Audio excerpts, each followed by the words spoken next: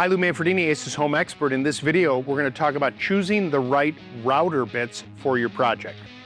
All right, when it comes to router bits, the sky is the limit. There are roundover bits, there are dovetail bits, you name it, there's a router bit to do something. And you know, when you think about your daily life, there is so much out there that has been routered that you may not even pay attention to. Most of the time, a piece of trim, base trim, or a chair rail or something, they use knives, but essentially it's like a router bit.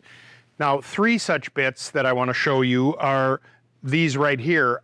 These are three roundover bits. So there's a traditional roundover bit, there's a Roman OG bit, and there's a cove bit.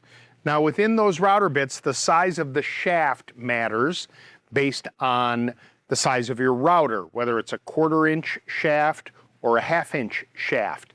1/2-inch shaft router bits are typically more industrial, commercial, professional, because you're going to be doing a lot of routering. That 1/4-inch, probably for most homeowners, is plenty. So when you're choosing a router, that's probably the one you want to choose. And then it's a question of what finish you're looking for. So you can choose any kind of router bit based on what you want to do, the right size router, and then give it a go. You'll be amazed by the results. Here's an example of the use of an OG bit.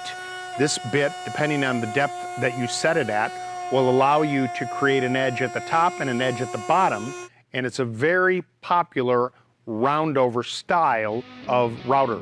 Coming up next, my video on how to use a miter saw to cut trim.